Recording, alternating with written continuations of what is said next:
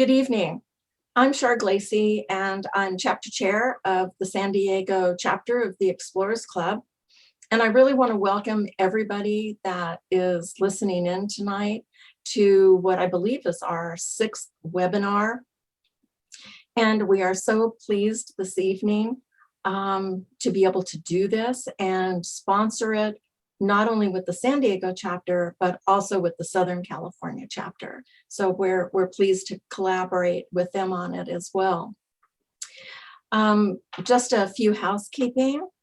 The webinar does not have a chat feature, but it does have a Q&A.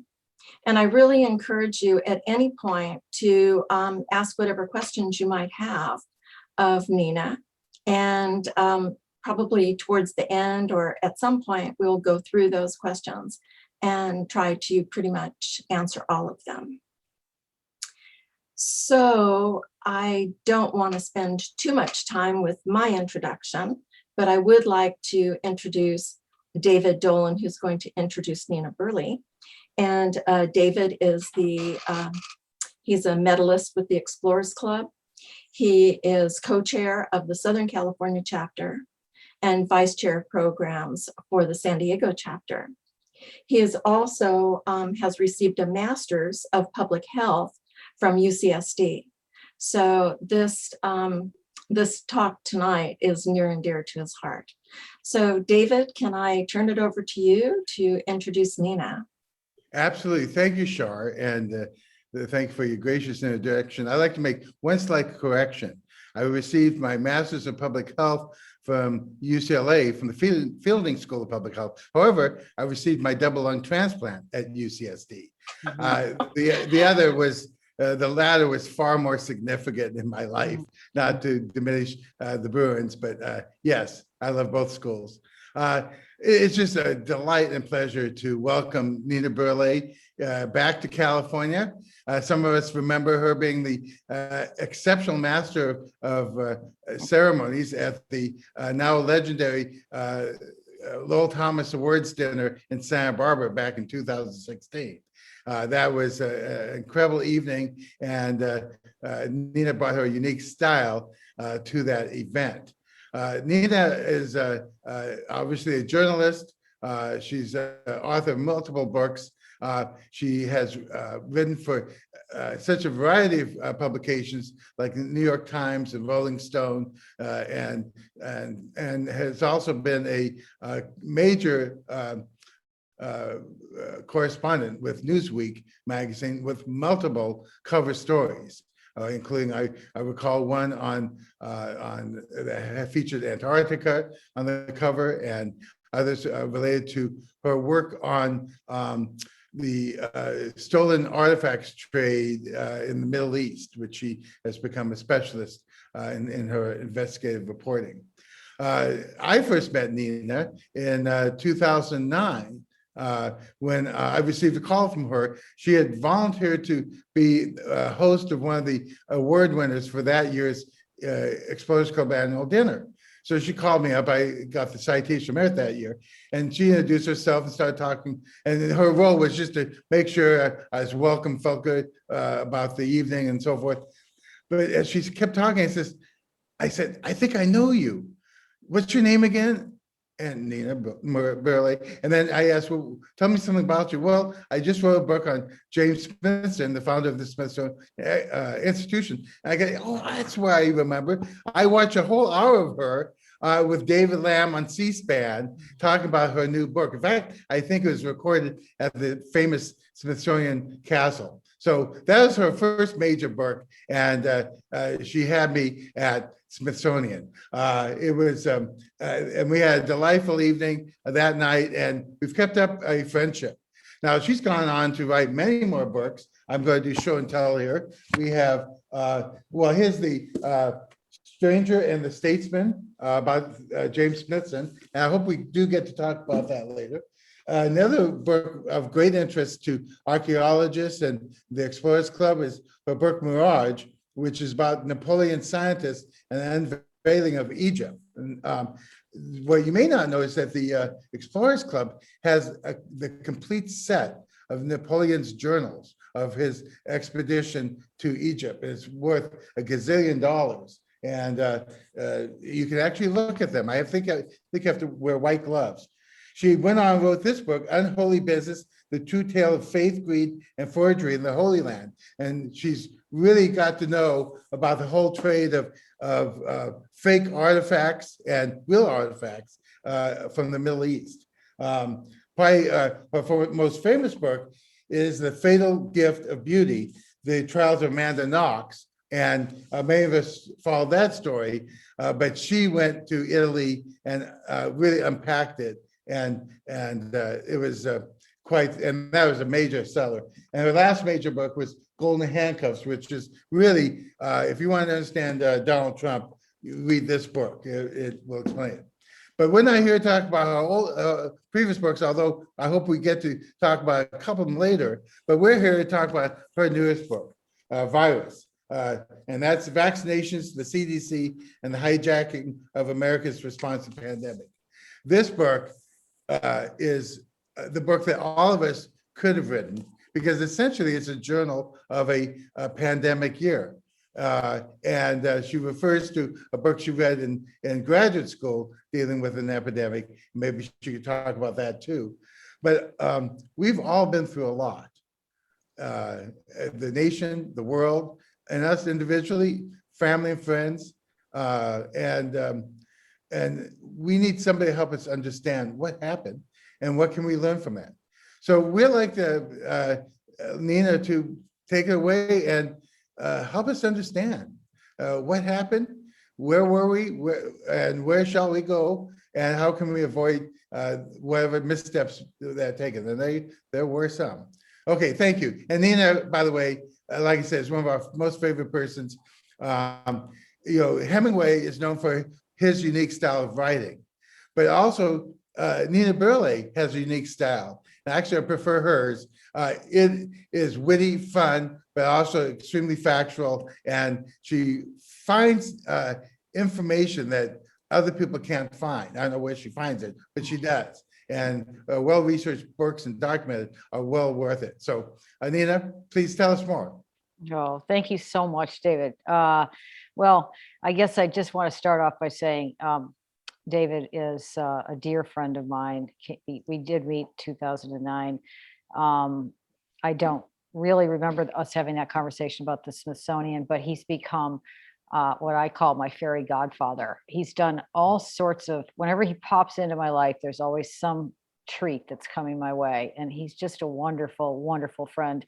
And just so thrilled that the UCSD doctors were able to do what they did. And again, this book, one of the lessons that I took from the research into this book, and I will talk to you about, is how incredibly lucky we are to be alive as human beings in this period. I mean, there's a lot of bad stuff going on this planet, and there's a lot of unhappiness and so on. But the one thing that the human species should be proud of is the incredible advances in medical science that have occurred in the last 250 years, only 250 years, and most of them in the last 50 years. And the saving of David through this surgery could only have happened would not have happened in 1980, I don't think, so these.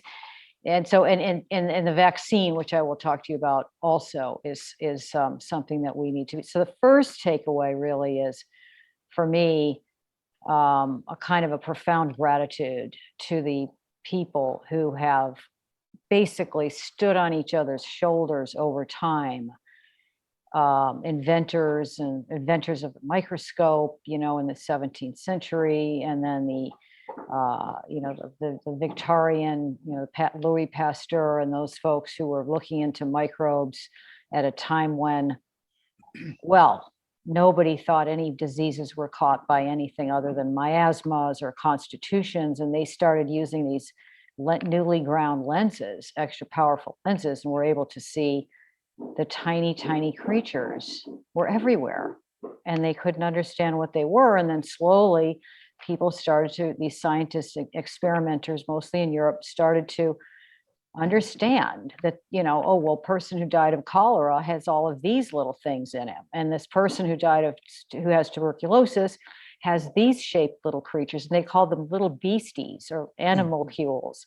And then from there, of course, developed more and more understanding. And now it's just sort of by orders of magnitude, we have learned so much more. I mean, so that in the last 20 years, you have this incredible revolution in genetic science and genetics, which is almost a foreign language to us. I had to hire an assistant Stanford microbiology student just to do genetics for dummies to help me understand this vaccine.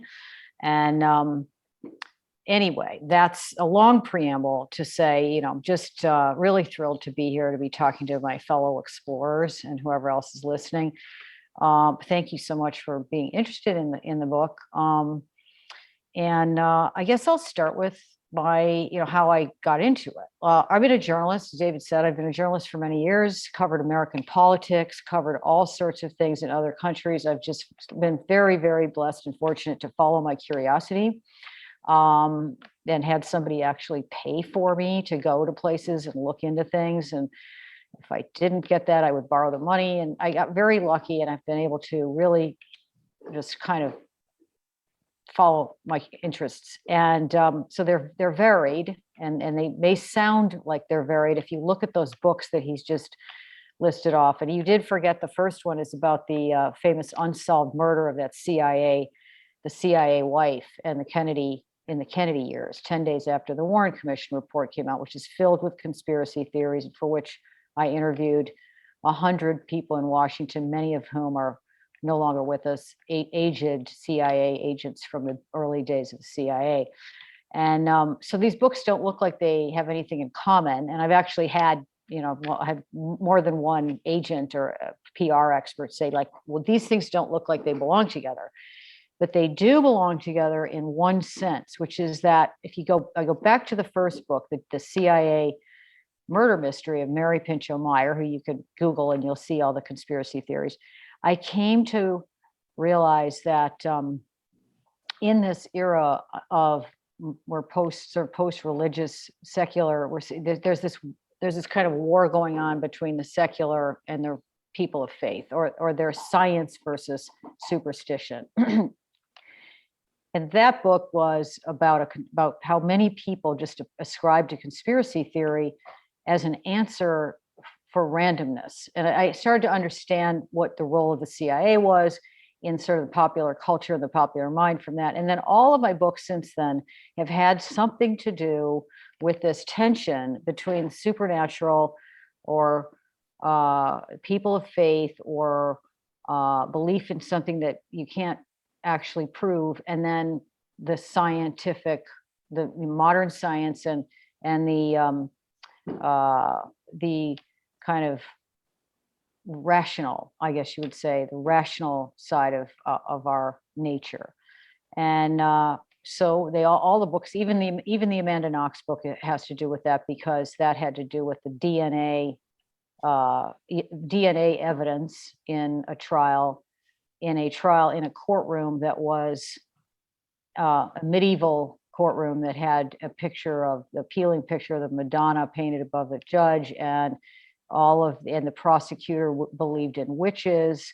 And so there again, you had the science, the sort of forensic science versus people's gut feelings about what witches were up to in Perugia 2 nights after Halloween in that year of that horrible murder.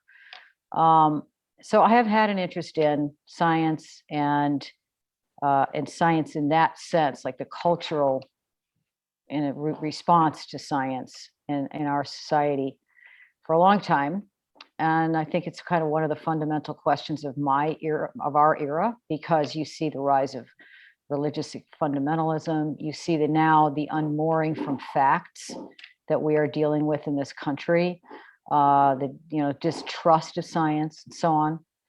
So with that as a preamble, I got into this book. I was not sitting there during the lockdown, during the March of last year, April of last year. I wasn't sitting here thinking I'm going to write a book about this. Not at all. I had no idea what I was going to do. Like everybody else, I left this, I left, we have a place in the country. We're lucky enough to have this weekend place. And we came up here when our kids got thrown out of school on lockdown day in March 2020.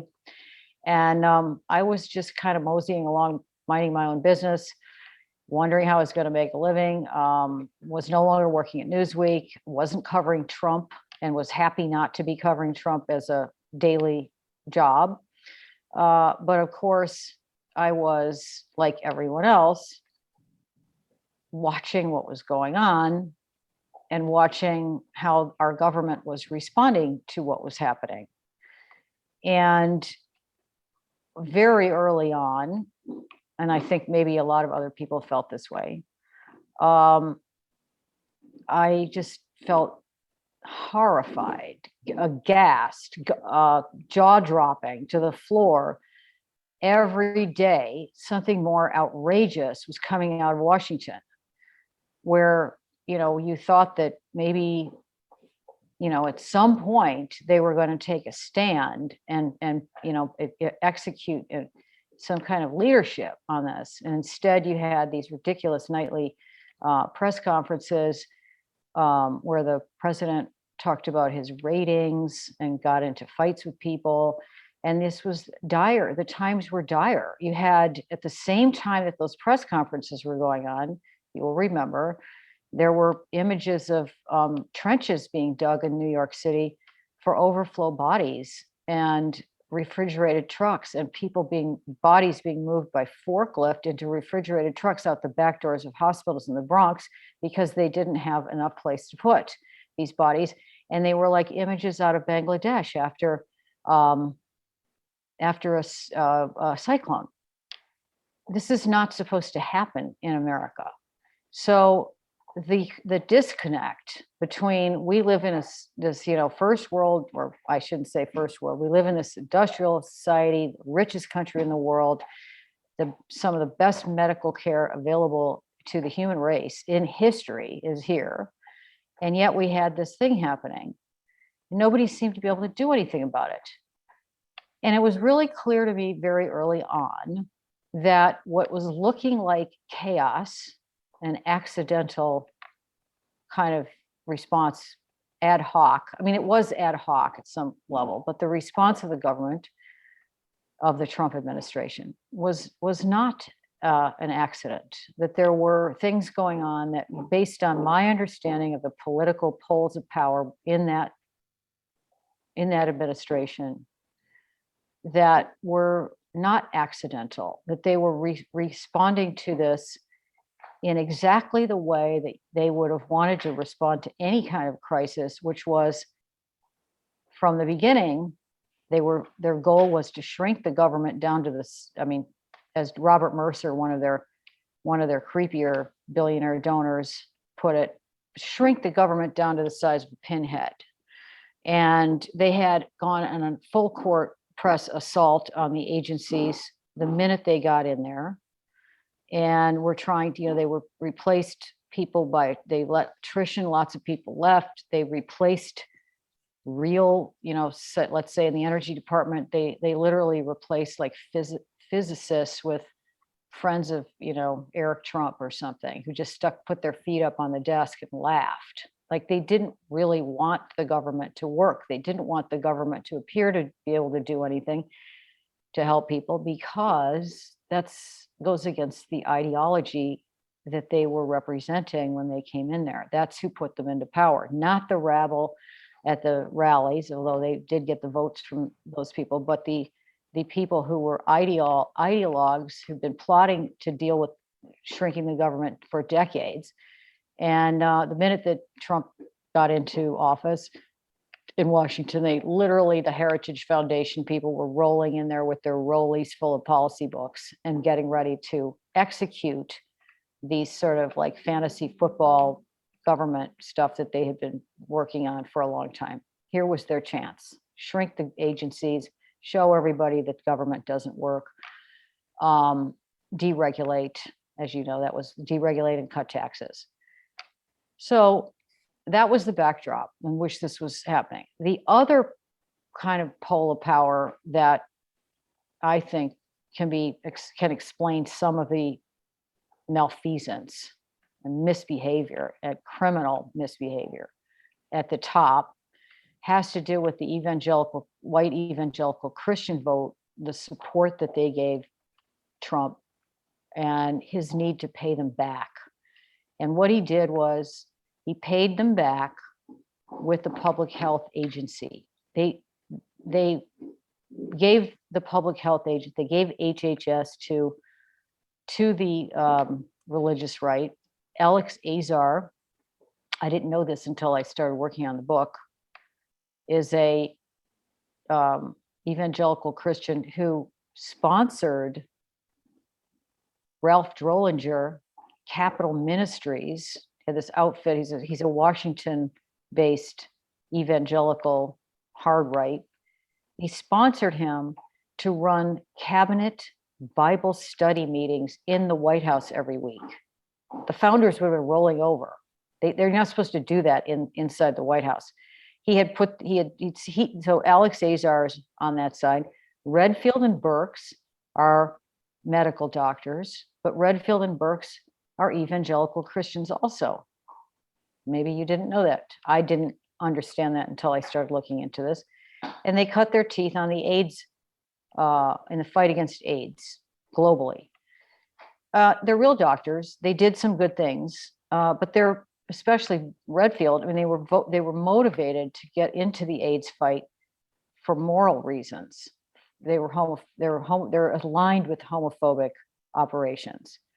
So giving the public health agencies to these guys, this group, why would they do that? Well, they're doing it because that's where these religious fanatics could exercise the thing they care about most, execute the thing they cared about most, which is to police morality, to police the way people live their sex lives. So, for example, the HHS website, until Biden came in, you could still see they had a button on the front of the website, front page, that was a religious liberty button. So if you felt like you didn't want to sell contraceptives to women, or you didn't want to treat transgenders or gay people, or you were forced to do things that you thought were morally against your religion, because even though you were in medicine and you were supposed to be doing this, you could click that button and the federal government would get behind you and help you elude your duties. So that's what their eyes were on when this virus slammed into our country. These agencies that were supposed to be and should be and can assist the American people were diverted onto this other mission. And so those are kind of my rageful, it's the rageful part of the book. It's the part of the book where I just sat down and wrote down what I thought had happened and pulled together using a lot of there was terrific daily reporting that was being done every single day during those early years, early months. And a lot of it was outrageous. A lot of what was going on was outrageous. There were so many outrageous things happening so fast that we couldn't absorb them all. So even if you had all that daily reporting and you were thinking about it at the time, you forgot a lot of those things. I forgot them. My assistant, I asked her to do, besides the Genetics for Dummies, I asked her to help put together a timeline of those early months of news articles. And she, after a day of doing it, she sent me an email and she said, I feel like I'm being pelted with WTFs all over again. Because every single day, something else had happened where you were just like, what? They're doing that? And so I guess the other thing I wanted to add, this is all in the beginning part of the book, and I'm sort of giving it away, but the ideology of shrinking the government wasn't the only reason why they weren't sort of acting the way they should have, or what one would have expected them to, given that this country has a giant pandemic preparedness community and people who were ready and willing to jump in and assist. They also they recognized the chaos, or the crisis, sorry. They recognized the crisis as an opportunity. They thought of it as an opportunity. And it was not just an opportunity to prove that their ideology worked. It was an actual financial opportunity for people. So, for example, in the beginning, again, here in New York, you had our governor on,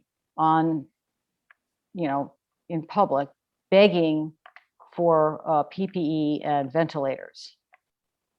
And the federal government, the president, got on the phone with these governors and said, we're going to back you all the way. But by the way, you're going to have to buy all this stuff. And somebody said, well, but, you're going to have to compete with each other, because price is always an issue. Price is always an issue. And, the governor of Washington had later said to reporters after he got off of that phone call, it was as if after Pearl Harbor, the federal government had said to Connecticut, go build some ships, or, go build some airplanes on your own. And this idea that the states should vie with each other for badly needed products, and the federal government not acting as the sole purchaser, enabled a lot of profiteering, because people could come in and say, I'm going to price it at this. And then, the governors would have to say, oh, I'll pay that. And then the other one will come in and say, I'll pay for that. It's just, it's econ 101, but that's what they were doing. They approached this problem as vulture capitalists would. And as Dr. Birx has now admitted, Dr. Birx, who was in on it, not in on the profiteering, but inside the administration, she has admitted that anything over 100,000 deaths was unnecessary. So that's your thumbnail sketch of the first part of this book, that I just wanted to memorialize things. The details are in there. It needs to be remembered, and we can talk about the memory issues. David, if you want to talk about that.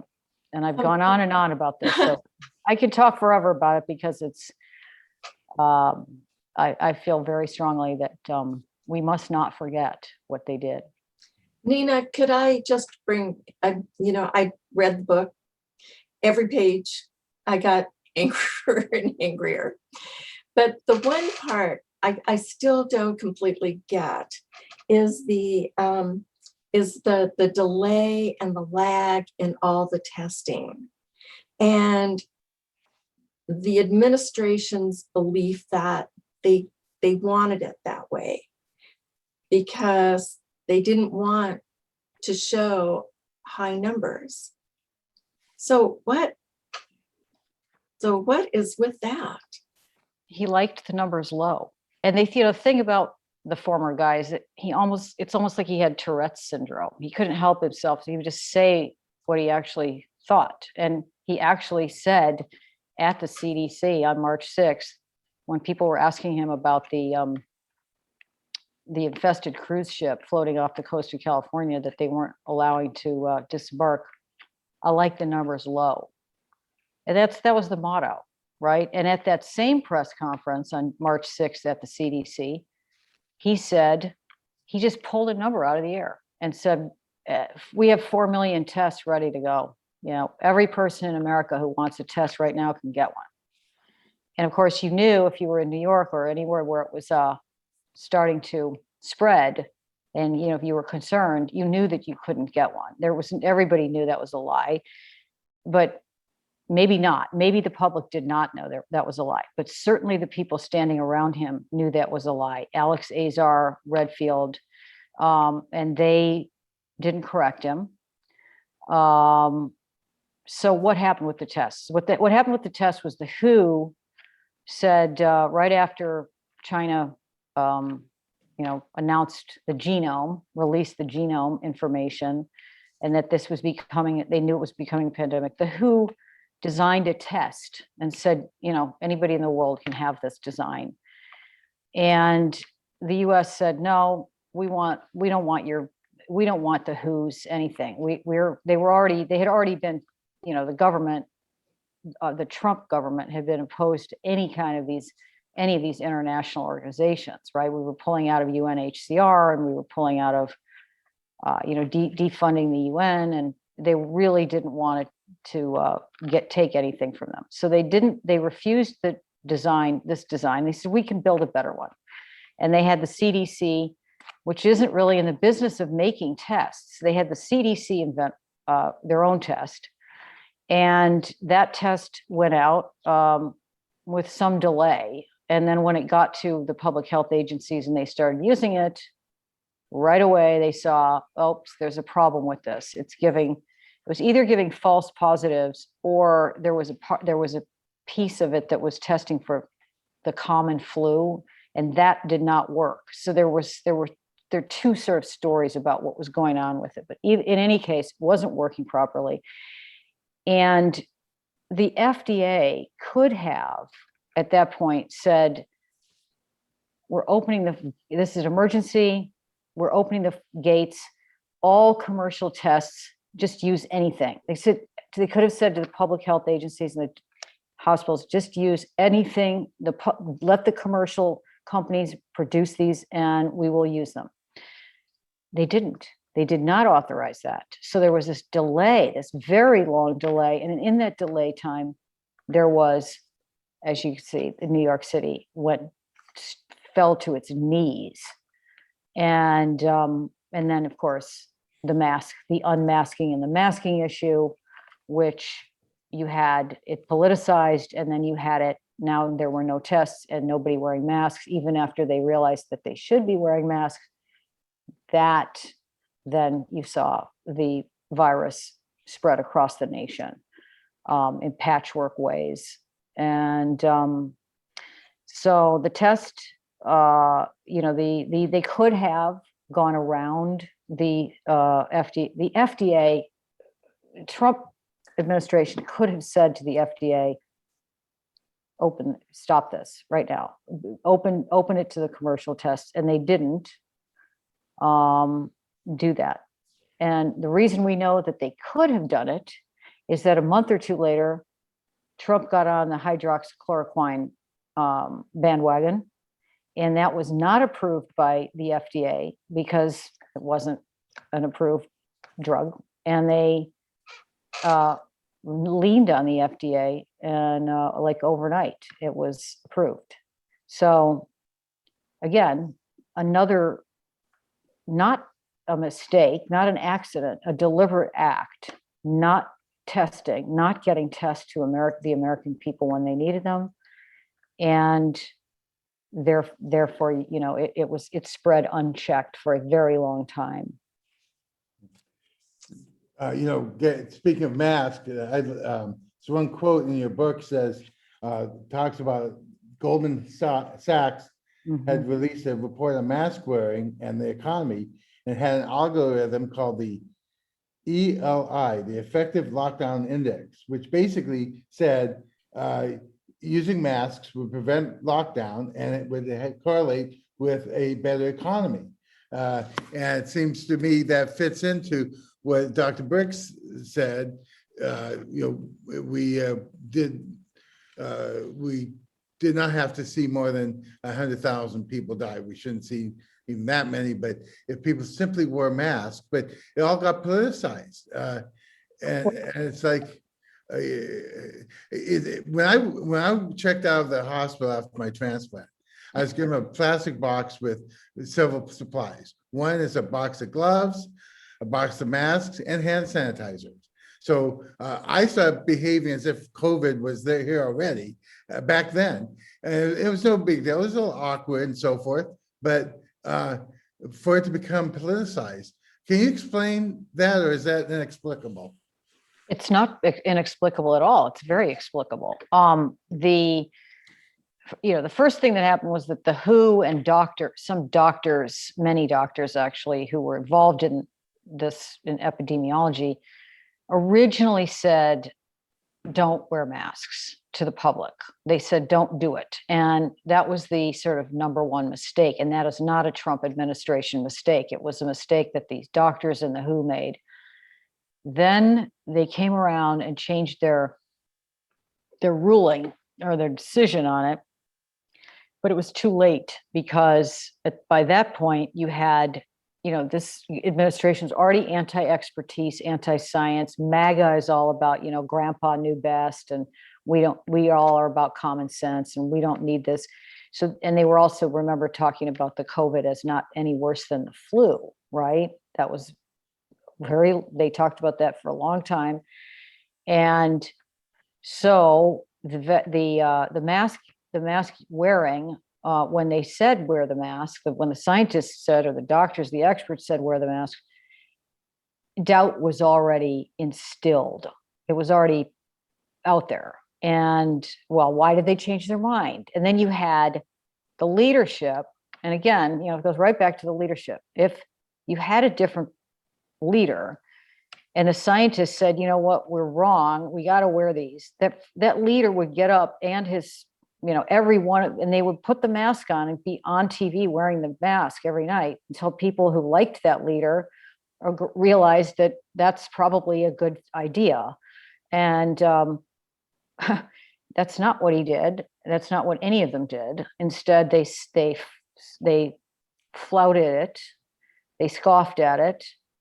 They made it into a Biden sign, literally. If you were wearing it outside of New York State, I went out last June. I was working on some projects in Ohio and Pennsylvania. And as soon as I crossed into deep Pennsylvania and stopped at a truck stop to get some gas, I couldn't believe it.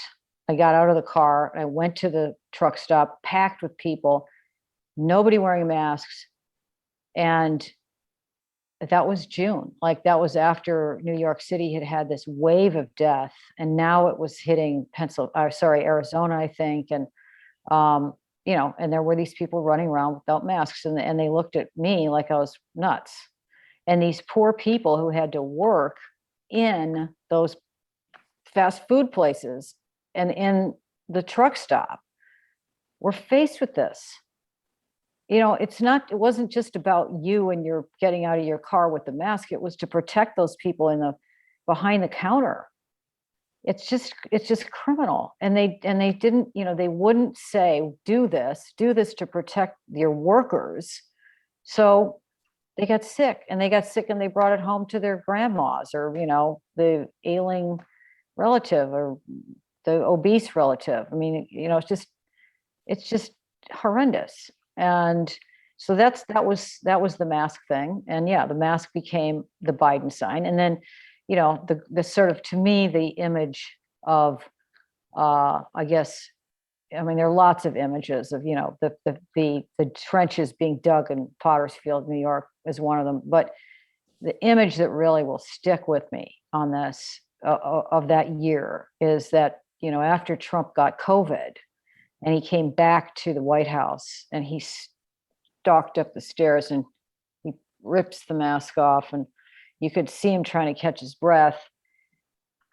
And even then, he didn't say, like, this is a very dangerous disease. And in fact, there were people dying by the thousands at that point in California in hospital hallways.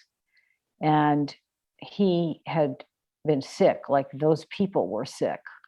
But because of who he was, he had access to the cocktail, the special cocktail, the therapeutic cocktail that you could get only if you were him, or Rudy Giuliani, or Chris Christie, or Ben Carson. All of these people these men who were right in the zone of being killed by this stuff, and they were able to get the cocktail because they're who they are, and because they had access to these experimental drugs. Meanwhile, thousands of people were dying who would have given up anything. Their families would have given up anything to have that cocktail. And then he gets up there and rips the mask off because, he said, don't let it dominate you. Don't let it dominate you. So criminal malfeasance. And, the question is, will they be ever called to account for this? And how? Yeah, I do too. But, I wonder, in looking forward, before I read your book, and actually probably a while ago, I read The Great Influenza. So as I'm reading your book, I'm thinking about the medical situation during the 1900s, and then all the same mistakes that they made then. To be honest, in many of them, we repeated again. Is there hope? I guess is my question, because the attitudes of the people in the military and the attitudes of the governments, it was similar. And granted, it was a whole different situation because of the war, but sometimes I just am thinking human nature just does not seem to learn from past things to bring into the future. What's your thought on that? Yeah, absolutely. I mean, I think there are these vestigial responses that go back to, well, there are a lot of things that I think about this. I mean, I read, I mentioned it in the book, The Journal of the Plague Year, which is by Daniel Defoe. That's a 17th century writer who was writing about, actually it was 17th century plague that had occurred sometime before Daniel Defoe was born. And he wrote it as a kind of a nonfiction account, but it's sort of a historical account, but he didn't live through it. So he's writing, he's imagining what it was, but he's basing it on a lot of true facts. And it was amazing how I read it. I opened it, early that first couple of weeks. I was like, God, we're like living in a plague year. And I never thought I would see that when I had to read it in grad school. And, the similarities are, as you said, they're the same. They resisted the lockdowns. I mean, the rich left the cities, the poor stayed and got sick. They resisted the lockdowns. People went mad. They ran in the streets. They had to be locked up. The medical community, of course, back then didn't know what to do. The only thing they could tell people was to get away from it. They couldn't help you. So the people, the victims, and also the fearful non-victims hoping that they didn't catch it, they only had supernatural and crank cures for anything. And this, again, goes back to the history and how amazing the time is that we live in. They would, until 250 years ago, they had absolutely nothing. There was nothing that you could do to fight against these infectious diseases until they got the cowpox vaccine and realized, oh, if it's a weakened version of whatever's killing you, if you can stand it, you might survive if you get the real thing. That's the sort of the concept of vaccines up until this new synthetic mRNA. So all vaccines until now have had this sort of the concept of an attenuated or weakened bacteria or virus injected into you. But until then, to all of humanity's history, there was nothing you could do about these things. And so, there was always a comet that had just appeared that people thought that was the harbinger, or the king had done something terrible that therefore the community needed to be revenged upon by the gods, or they wore in Defoe's book, they talk about people being told to wear a dead toad around their collar, like that would ward it off. And I mean, the list of weird things goes on, but that's, I think, that explains to some extent the sort of living experience of conspiracy theories that we're seeing now and the sort of answers to what's happening that have nothing to do with science, but have to do with like conspiracies and rumor. There's, again, we've only been 250 years as a species able to deal with this stuff. So there's this vestigial part of everybody's brain that's like accessible to by these beliefs, I think. And that's my explanation for it. My amateur explanation, because I did talk to medical anthropologists about memory and culture and pandemic and culture, the cultures of epidemics. But I want to mention that your book actually has a great summary of all the different major diseases and the vaccines and the development along the way, things that we take for granted, like, well, nobody has smallpox anymore. Polio is almost wiped off the face of the earth. Measles, mumps, we take a annual flu shot, on and on. And I'm very aware of this because I have a weakened immune system. So before my transplant, I had to get all the possible vaccinations possible, because some don't quite work right with my condition. By the way, I just got results back today.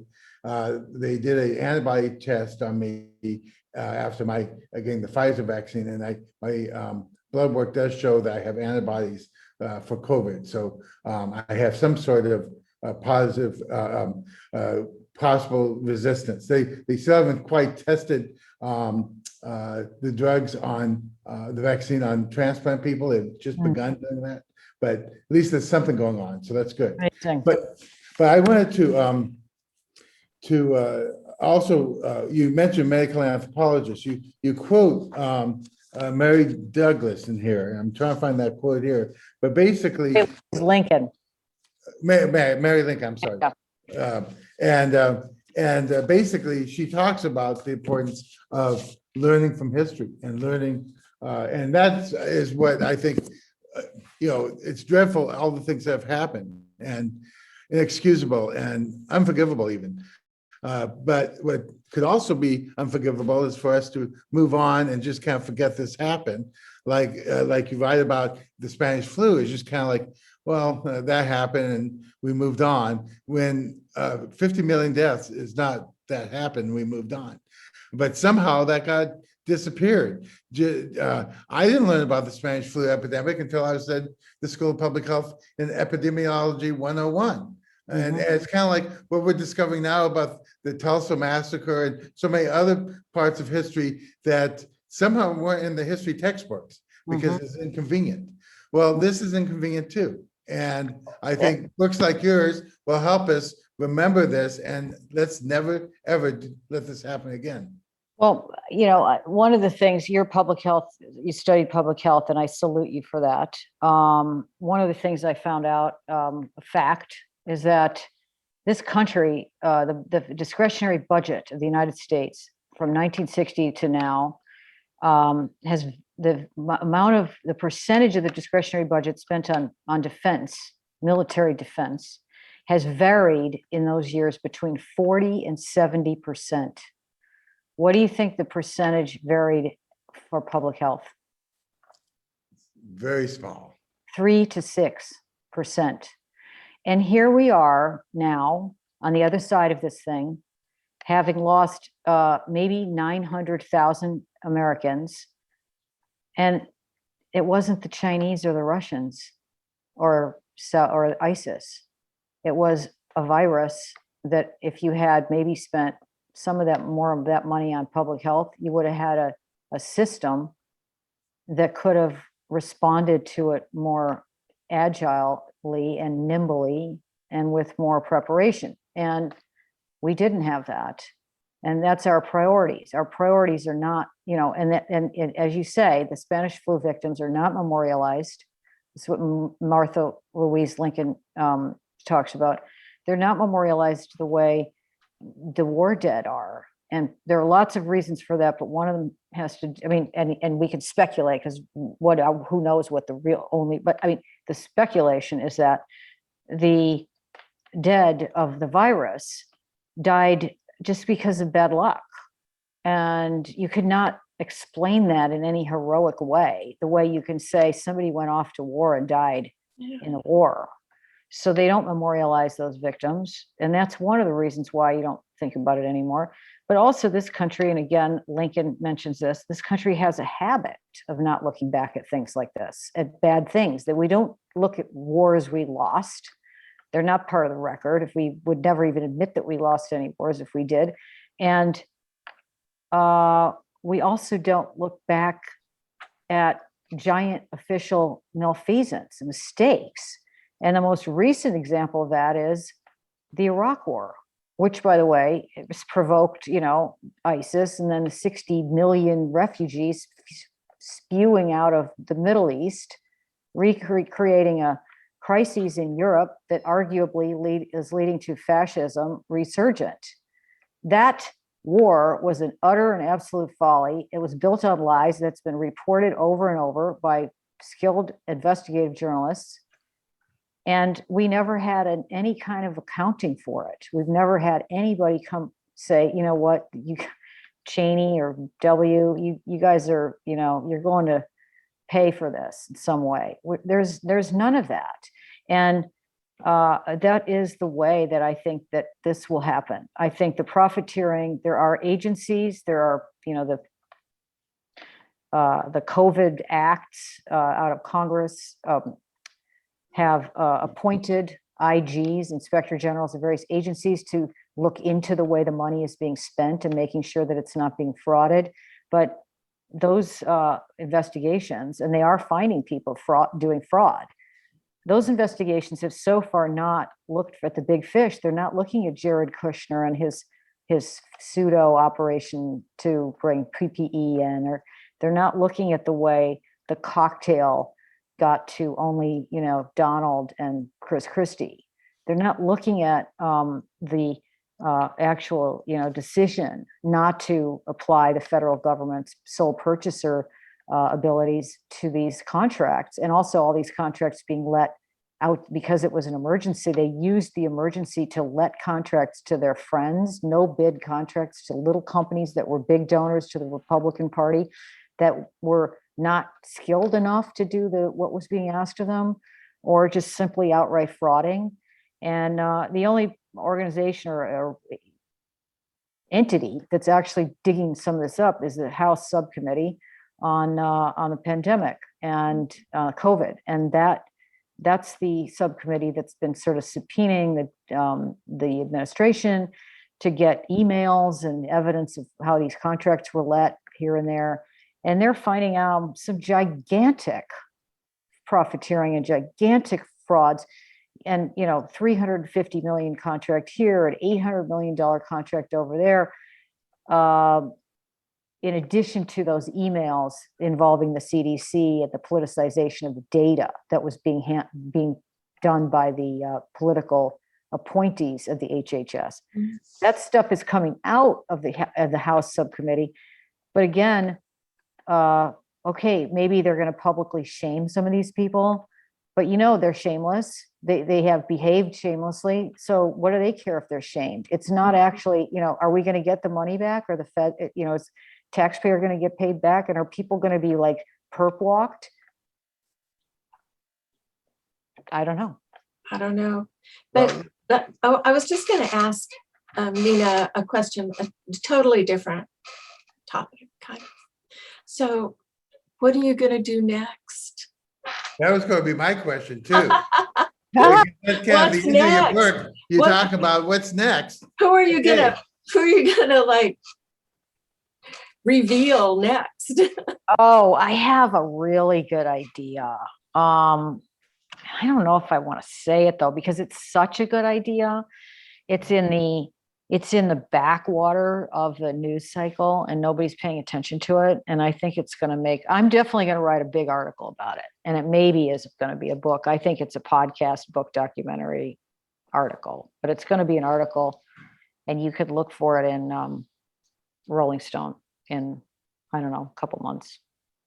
That's one thing I'm doing. And I'm also just kind of doing some of my own writing. And I'm making documentaries. That's the other thing. I started doing a little documentary work on the side, and it pays like 10 times more than magazine writing. And it's like 10 times easier because I don't have to put the film together. I just had to interview people and round them up. And on June 24th, our documentary, 3-part documentary on Ghislaine Maxwell and the shadow world of Jeffrey Epstein and what was actually going on there, will start streaming on Peacock. That'll be very interesting. Tune in. Yeah, for sure. Well, we've come to the end of our hour, but I just I want to encourage people to take a look at Nina's books, particularly the more recent one, on the virus and this last pandemic year. And I do have a very private woman, your first book, Nina, but I lent it to somebody and I don't know who. So if you borrowed that book from me, please walk it back to my library. But I so love the Smithsonian Institution and all the zoo and all the different museums, and to find out this individual who wasn't even an American gave this money, like what, $600 million? No, $600,000 or some less than $1 million. And out of that grew all these institutions. That's a story that you really ought to read about. And also your writings about the Middle East trade in artifacts, fake and real, that's worth looking at as well as the other books. As a budding writer, I am reading other writers to learn from their example. And as much as I may be a fairy godfather, Nina, you are my muse. And so I'm absorbing, learning how to write from your writings. And I am very grateful for that, and really grateful that you could spend this time with us and really pull back the curtain about what really happened this last year. Well, I'm just honored to be invited to talk to you, David, and to the people who are listening and my fellow explorers. And yeah, it was really good to see you again. It is. Thank you both very much. And Shar as well for your for your perceptive questions and your taking the time to read the book. I really appreciate that. Oh, I hope everybody reads it. It's you just had to monitor my anger as I kept going from chapter to chapter. It didn't seem to really let up much, so I was glad. Okay. But my next one, I think I'm going to read the one on artifacts in Egypt, because that really would be very interesting. Yeah, it does. It's wide ranging, and now I have in my library here at Sharp, and I know where to find you if you borrow the book. That'd be just fine. Let me just, before we break up too, let me just let people know that we will have 2 more of these Zoom webinars this summer. One will be in July 13th, the second Tuesday at 6 o'clock, and that'll be featuring Mark Moffat, who you may recall, he participated with us with our call with Amy Tan. They're very good friends. He's a biologist. He basically is a younger E.O. Wilson, if you know Dr. Wilson's work. He's amazing. He wrote a book called The Human Swarm. And so that will be on that date. That'll be the 13th of July. And then we have a special guest on the 10th of August, and that would be John McClane. You may recall his father, Norman McClane, wrote the book A River Runs Through It, which was made into a movie by Robert Redford and starred, amongst others, Brad Pitt and others. But it's one of the most beautiful movies I've seen. And John has written a sequel to that book, and it just came out. Came out this last week. So we'll we'll go fishing together with John in Montana next week. So there's Nina with her book. I'm holding up the book just because, in case people were listening and got all the way to this end of it and didn't know what we were talking about. My book, Virus, on sale at all of the online bookstores and your local indie bookstore, One Hopes. And if they don't have it, tell them to order it. It's a great book. Thank Well, you. it is a great book, and I, you can see I have all my little quotations noted by Post-it notes in here, and we did not get to talk about all those, so but hopefully you all will have a chance to read it and learn all that Sean and I did from reading it as well. Well, thank you everybody for joining us, and tune in also tomorrow morning.